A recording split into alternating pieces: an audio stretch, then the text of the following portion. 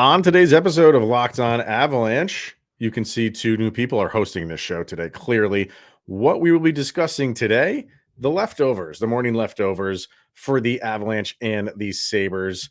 And it's the Halloween season, clearly. So what are the roster tricks and treats so far for the Colorado Avalanche? All that and a candy bracket, our annual candy bracket. We will get to that as well. New episode of Locked On Avalanche coming at you. Your Locked On Avalanche, your daily podcast on the Colorado Avalanche. Part of the Locked On Podcast Network, your team every day.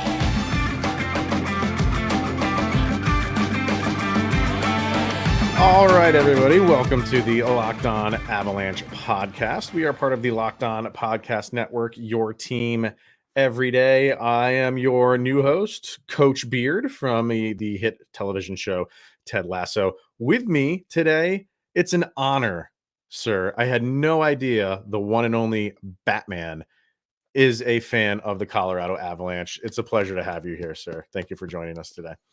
I'm Batman.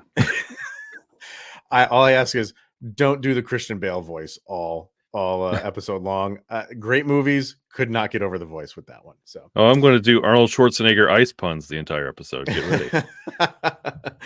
I mean, it fits with hockey. It fits, does it not? So happy Halloween to everybody out there. Hope you're enjoying the day. We clearly are. So yeah, a lot to get to on today's episode. But like always, thank you for making this your first listen of the day. That is always appreciated. Make sure to follow us on our social media outlets, LOPN_Avalanche on Twitter, X, Locked On Avalanche. That looks so much cooler when you did it with the whole, yes. Locked On Avalanche on Instagram. Questions, comments, concerns, and opinions, lockedonavalanche@gmail.com. And follow us on our YouTube channel over on YouTube. Hit subscribe, get notified when a new show goes live. Definitely subscribe to our subtext as well. Link to that is in the show notes below. And when you do, you will become one of our special insiders that chat with Kyle and I one-on-one. And we're going to get their candy preferences as well a little bit later. Where we're going to start today, Dark Knight, is the morning leftover, something that we always do the day after a game or the show after the game where we talk about it. And then when we settle in a little bit and kind of just how are we feeling an extra day removed from the most recent game? Obviously, this is the one with the Sabres. Another, we know the second straight 4-0 loss. We get all that stuff. What's sticking around for you in terms of this game between the Avs and the Sabres? Does everybody remember in that game, Cale Makar went down and he disappeared for a little while? Guess who had the most minutes on the team? Yeah. by a single second. Yeah. I did notice that. So, and again, it's like, man, like, and when it happened, that was right at the end of the second period. So if he was, severely hurt, they weren't going to really put him out there for, extended minutes, but they did. So, and I didn't hear anything today about, if he's got any, and you might not because you have an extra day off, right? So before the Blues game. So maybe on Tuesdays where you hear about that stuff. So we're not fully out of the weeds yet, I don't feel, with Cale Makar. But you're right. Like once he came back, he was still a full participant minus the power play. And Bo Byram had 4 more shifts than Cale Makar. And Cale Makar still led in time on ice, beating Mikko by a second. And it's because we use Mikko as a workhorse on that power play. Often he drifts into that PP2 for a little bit and drives it, but we're early on, 8 games in, and we're already par for the course with the Cale Makar minutes. So keep an eye on that going into the Blues game.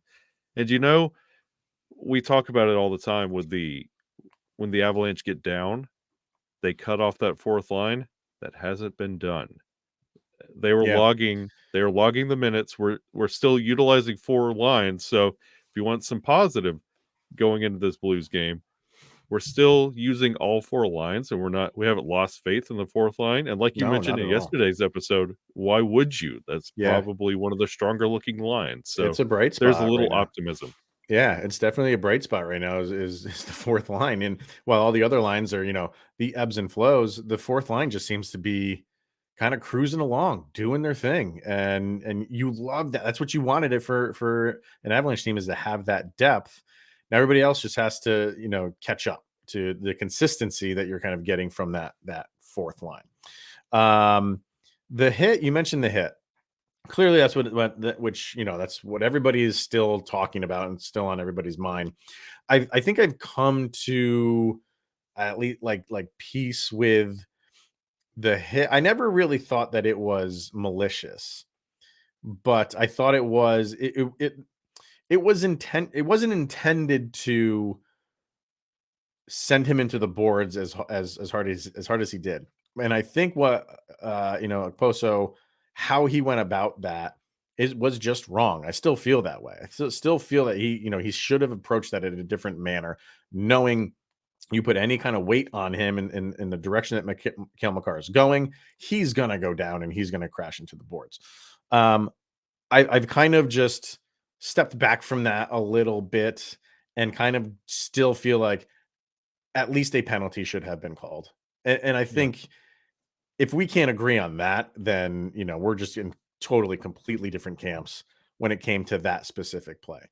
So I've come to grips with and come to terms with the finality of it, but I still think it was wrong that a penalty wasn't called, and I am still not over Nathan MacKinnon getting the 2 and 10. And when you see what is happening tonight as we're recording this, and we'll bring this up because he's still, connected to the Avalanche. Greg Cronin, now the head coach of the Anaheim Ducks, got tossed out of the game because he was unhappy with a goal that was reversed on the Ducks. They called a goalie interference. And they have the video. You can go watch the video. He's animated.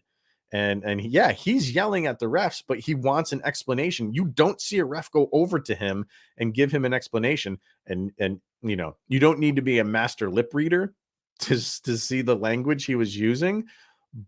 But did it qualify for him to getting disqualified? Not in a million years.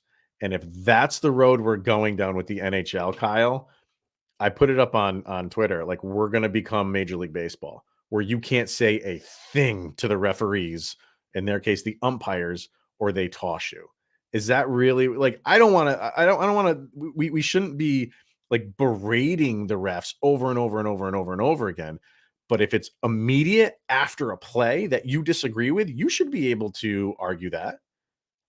What's up? It's especially when the meetings that they had before the season started talked about, we're going to be nicer to the referees. And I get that. I understand that, but now you can't double down and make the referees start throwing coaches out of the game. Like, when I saw that, I was struggling to remember the last time I've seen that in a game. You don't see it a lot in the NHL. You don't. For coaches, you rarely see it. You rarely see it. So why? Like, I don't want that to turn. And again, if it's happening all game long, that was the first thing Cronin was upset about. And you toss him, and it's a questionable call.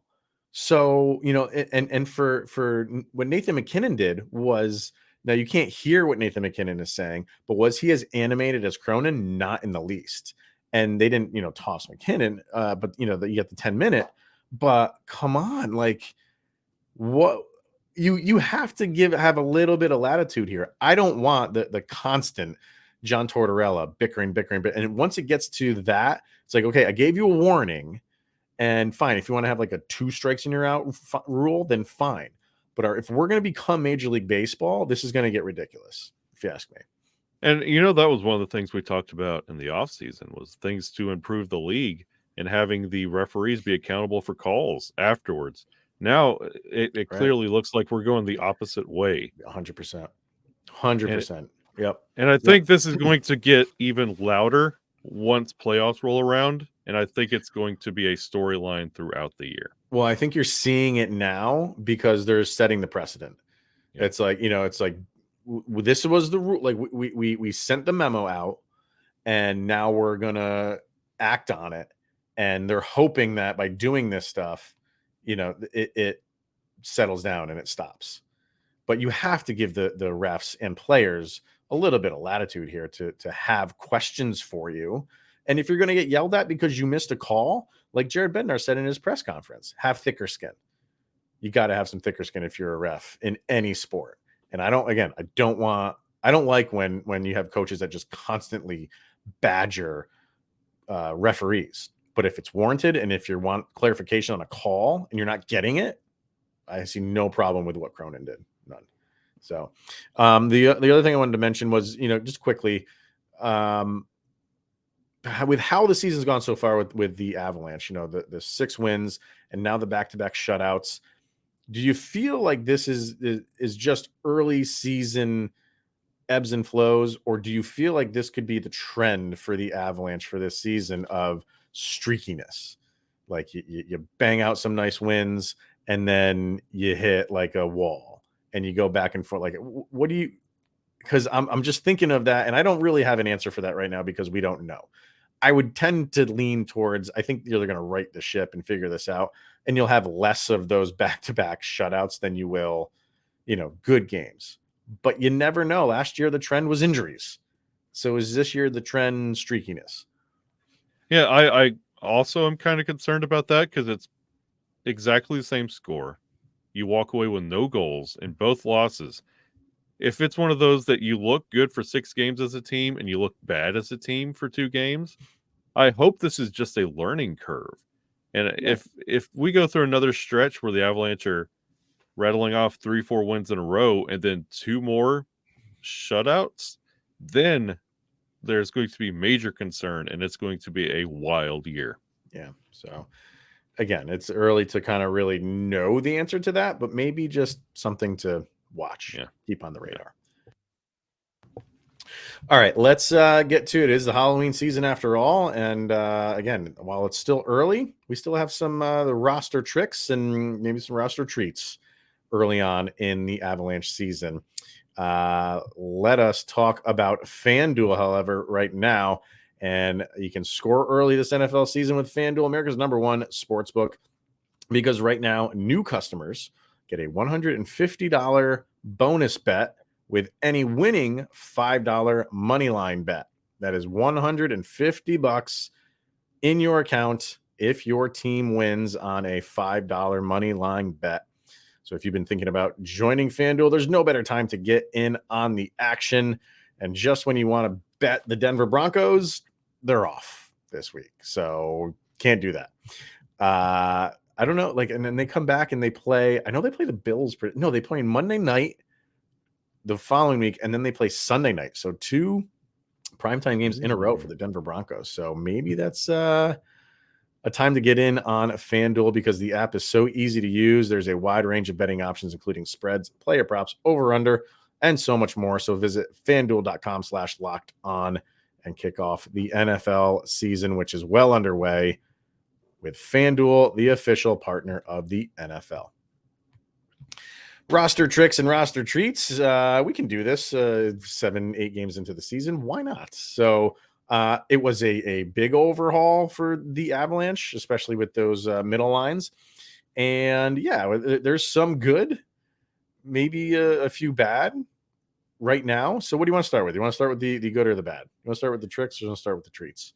Let's start. You know what? We just had a very down first segment. Let's start with some treats. All right. So go ahead. So what are some either pleasant surprises or some good roster players so far for the Avs at this point in the season? Honestly, it's Mikko Rantanen has been offensively if he keeps this up, I know the 2 shutouts kind of diminished what he's building, but he could have a career year even more than he had last year. Yeah. And it's fantastic and it's effortless with what he's doing. And I think with Mikko, it's like you want him to keep doing this clearly because it helps the team. That goes without saying.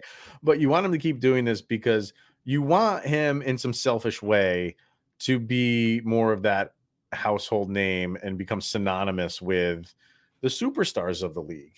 And at what point does he just keep doing this and keep having games like he's having and keep having seasons like he's having and on repeat where people finally start turning and putting him and lumping him in with those names like Cale Makar, Nathan McKinnon, Connor McDavid. Like he's there. He is there. And he's just, for some reason, he just, in terms of that, can't seem to break through in terms of the popularity. And I know that's not the end all be all. I know that means kind of minimal. What really is important is the production he gives you, which is just off the charts. But you want to see him keep doing this because at some point you just hope he becomes that, NHL 25 cover boy. You know what I mean? Yeah. So, and he's doing the work. And it's just like we mentioned many, many times on this show, there are so many other players having incredible nights that are also wearing the same sweater. It's hard to give him the spotlight, but my goodness, he's doing everything in his power to do that. absolutely. Who else you got? Also, for another treat, Sam Girard. It's been wonderful. Clap on that one. Yes, I'm going to clap on that one. Good one. It's been wonderful to not have entire, honestly, segments devoted to what is Sam Girard doing? Is he worth this contract? And thanks, Josh Manson, for making him look a lot better. But it's one of those, like, Sam Girard is doing what we honestly anticipated him to do. He's not having like an incredible offensive season, but he's doing the right things on defense, and that's wonderful to see. And this is something you can build on going into the Blues game and this Vegas game coming up. Yep. Totally agree with that. I got a couple here. I don't know if you have any more. I'm gonna throw out a couple. I'm so far. I started off a little bit slow, but he's coming around now, and obviously that's Ryan Johansson. Yeah. So I feel like he keeps playing the way that he's playing, and he is everything that you signed up for, right? He's a big body. He's giving you what you wanted. The face-off wins are there. Just giving you traffic in front of the net. So far, so good. I think returns on Ryan Johansson. And then I kind of lumped these two together. It's a player and the special teams. Logan O'Connor, clearly, what he's doing not only on the penalty kill, which is also what I put in here for a treat. The penalty kill has been phenomenal. And we all know the issues the Avalanche had last year with that penalty kill. Started off horrific, improved as the season went on. They were in like 30th and 31st place for most of the season. It got better, and I think they finished like 17 or 18, which when you really think about that's a great accomplishment. But they really just continued it on to start this season, and they're one of the best penalty killing teams in the league. Again, I know it's early, but that's a win for the Avs. That is a big win, and Logan O'Connor is a huge reason for that.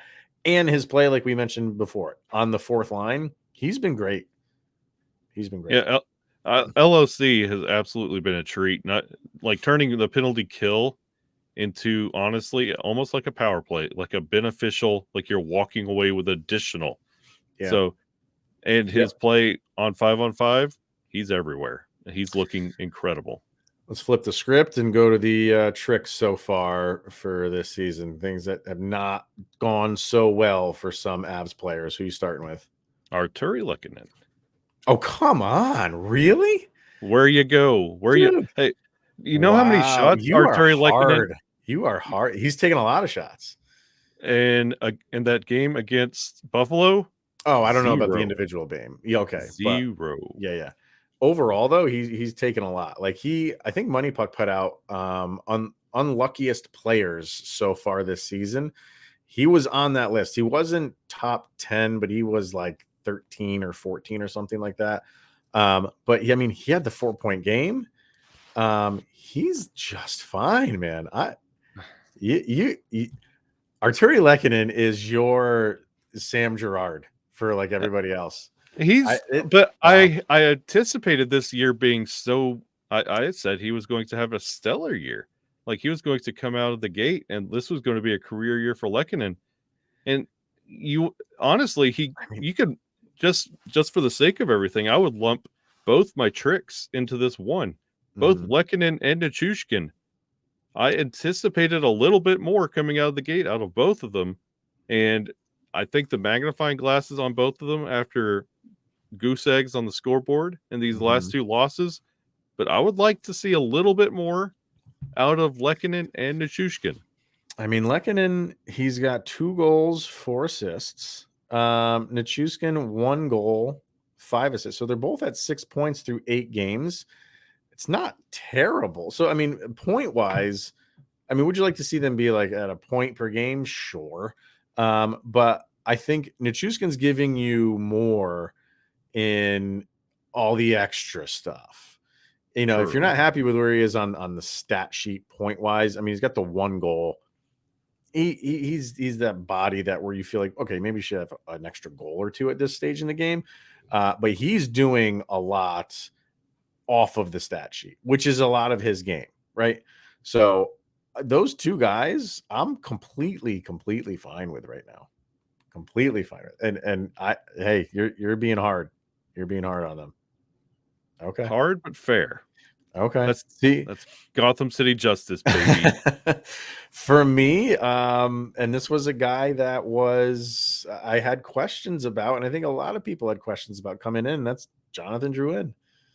Yeah. He started out on that top line. I had questions about that early on, and then I came around to it right before the season started. Like, okay, let's see how this works.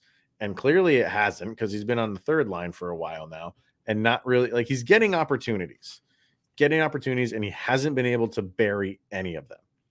So I understand his value. He has value. You know, he's a phenomenal passer. So he's got value on the power play 2. But the 5-on-5 right now is it's a struggle for him. And you hope that you just mentioned Val Nichushkin. You hope that it's one of those things where when Nichushkin came over here, it wasn't great from the get-go. And once he got that goal, things started to, unwind for him positively. I'm still hoping that for Drouin, but I'm not. It's just, we're kind of just going through the motions right now with him. So again, new player in a new city, maybe it's going to take a little bit of time, and you've liked some things that you've seen, but the consistency is not there with him. I completely agree. We were talking about Drouin's upside of what it could be. Looks like we're getting Drouin at every stop he's had to this point.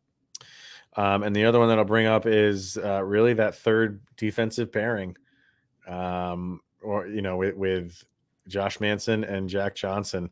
I'm almost more impressed with Jack Johnson than I am with Josh Manson right now.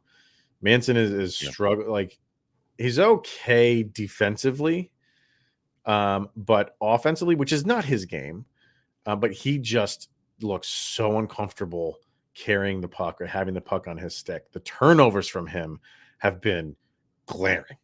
Yeah. Glaring. He's got to stop that. Has to stop it.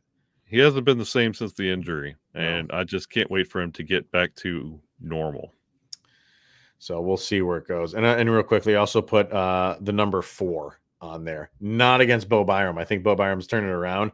It's just we've given up 4 goals over the past, 5 games in a row?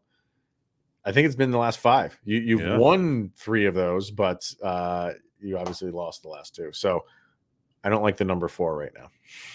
And I typically what? I don't either. So let's hear what you got in the comments section. Who's been your pleasant surprises as your treats, and then who's not quite there yet for tricks so far. Let's hear it in the comment section. We got a candy bracket to get to, sir. So we are going to do that right after we hear from Sleeper. And with a new NHL season, brings all sorts of possibilities. Nathan McKinnon could score 50. Nico Rantanen could score 60. And we could be hoisting the Stanley Cup once again. And you could win big by playing daily fantasy hockey on Sleeper, the official daily fantasy app of the Locked On NHL network. Sleeper is our number 1 choice for daily fantasy sports, which I've been told they call DFS, Kyle. The kids are calling it DFS. Did you know that? That does check out and confirmed. It's confirmed. Checks notes. Especially daily fantasy hockey, because with Sleeper, you can win 100 times your cash in daily fantasy hockey contests. Who are you liking for this game against the Blues on Wednesday, sir?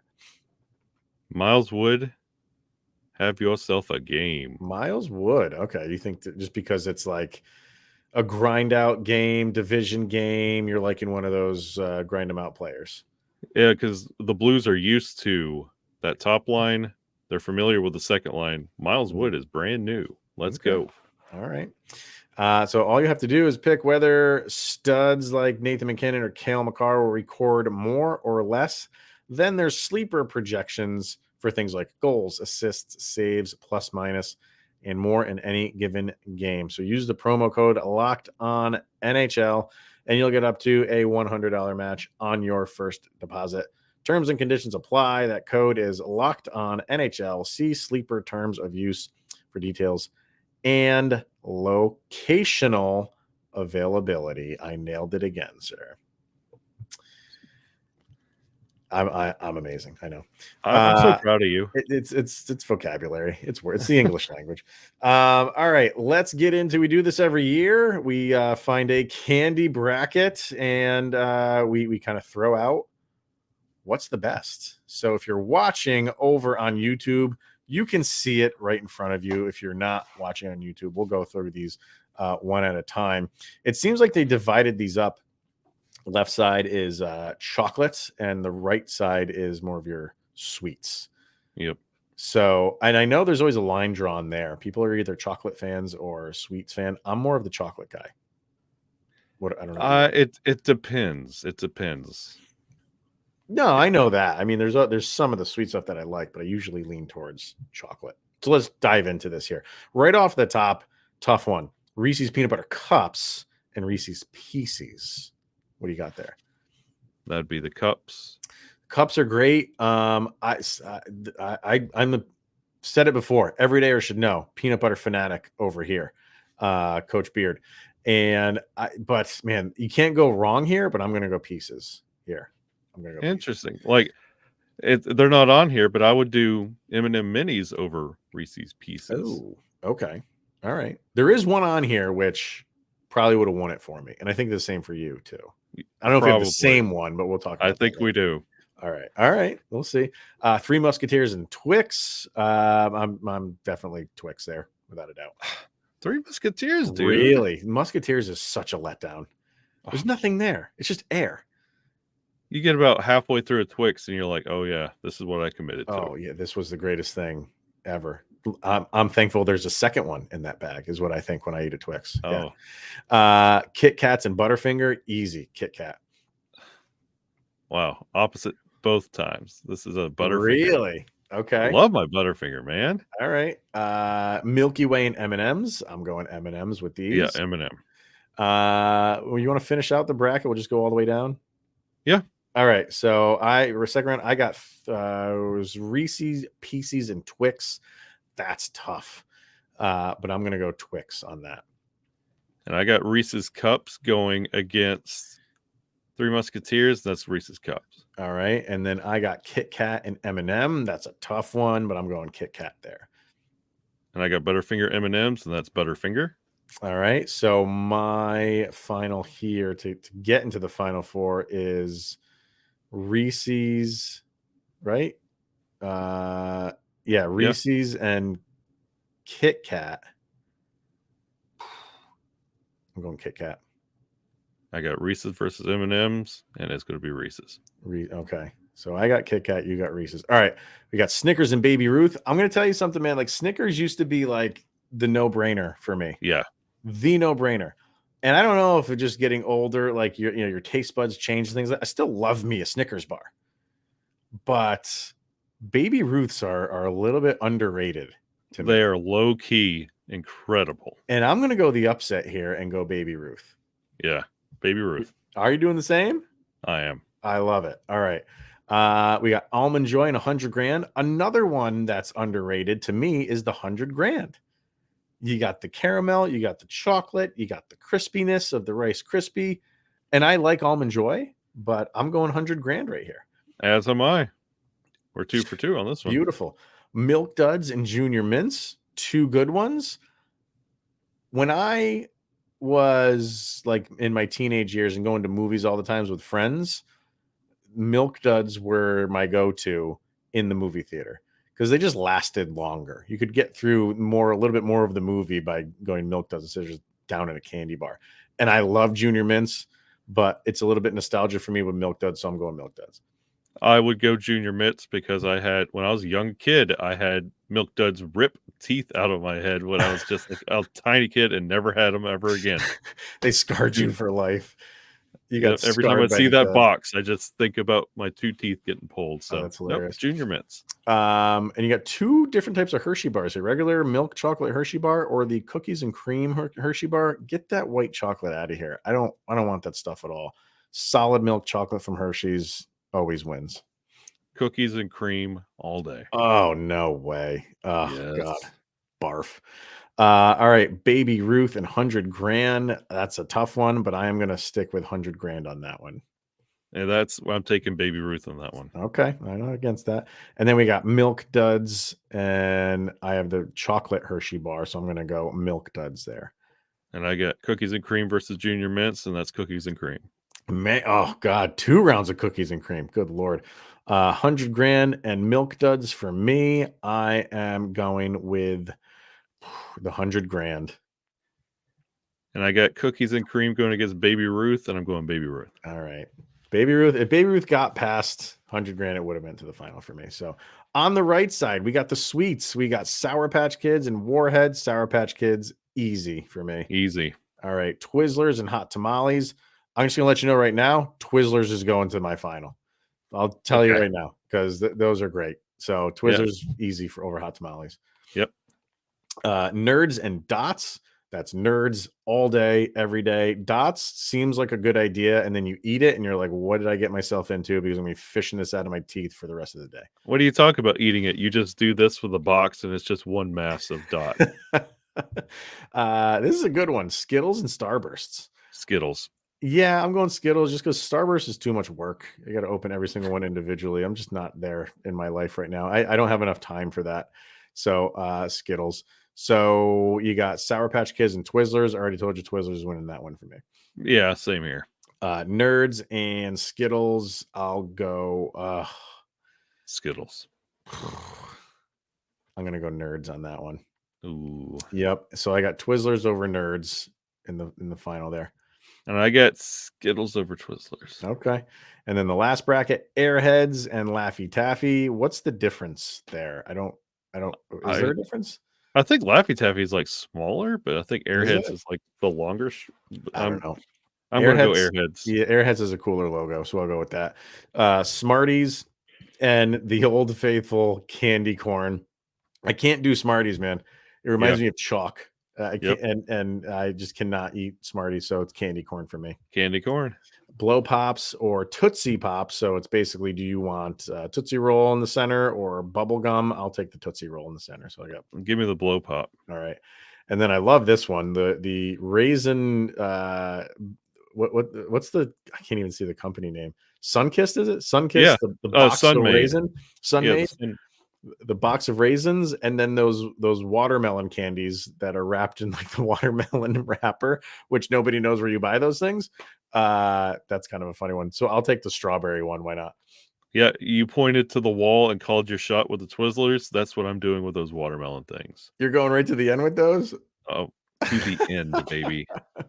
Airheads and candy corn. This is a terrible matchup, so I'll just say candy corn.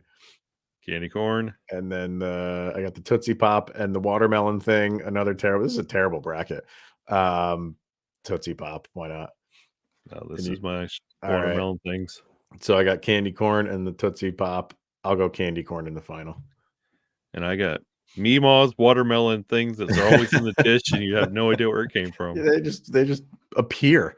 All right. So final four. I got Kit Kat going up against 100 grand, and I'm going Kit Kat. And I got Reese's going up against the Baby Ruth, and that's still Reese's. You got Reese's? Okay. Yep. And then on the other end, I got Twizzlers easily over candy corn. And I have watermelon things Or going over Twizzlers? Over Twizzlers. So my final is Kit Kat and Twizzlers. Two of my favorites. It's just worked out this way. It's God. I can't go wrong. But I think I'm gonna go with Kit Kat. I gotta go with chocolate. So I'm gonna go Kit Kat. Kit Kat takes my whole bracket here.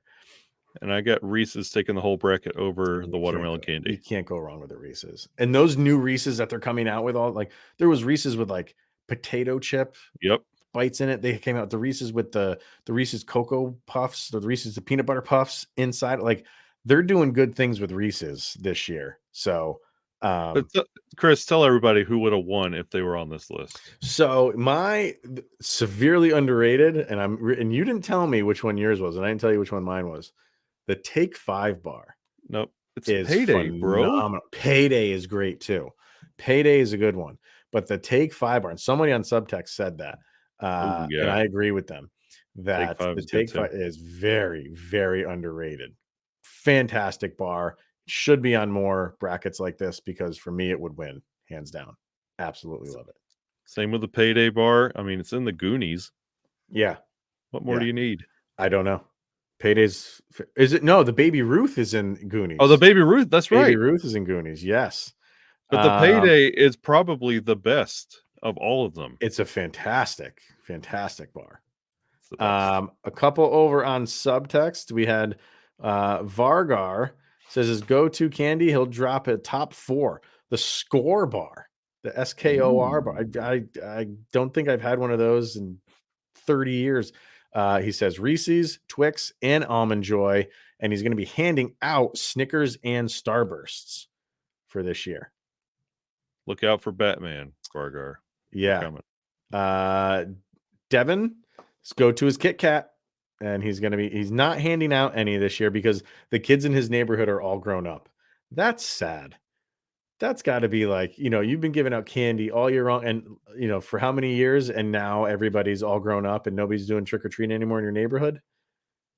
Oh, Kyle's like, yeah, look at me. I'll be there. This is Madam Battleaxe. She says this year she might add Rice Krispie treats to what she's giving out this year. Good for you. All heroes don't wear capes. Yeah, and she has tequila shots for the parents. All right, everybody in the bus, we're going to Madam Battleaxes. But she is a Snickers, Twix, and M&M house. So you can't go wrong there. And then it was Easton who said he is the Take 5 fan. So I am totally on board with that, Easton. So can't go wrong. I'm telling you, people, go out. You feel like pretzels, peanut butter, chocolate. Yeah. It's awesome. All right, go-to candy. I want to hear it. Put it in the comment section below, and then anything else that we discussed here. What's your tricks? What's your treats? What's your hangover from the game? And we'll get into the Blues and Avalanche game tomorrow. We'll be discussing that tomorrow. So that is pretty much going to do it for this special episode. Chris and Kyle will be back tomorrow. So for The Dark Knight Batman, I am Ted Lasso's right-hand man, Coach Beard. Thank you for tuning in and making this your first listen of the day, everybody. Always appreciate it. Enjoy Halloween. Stay safe out there. And we will see everyone tomorrow.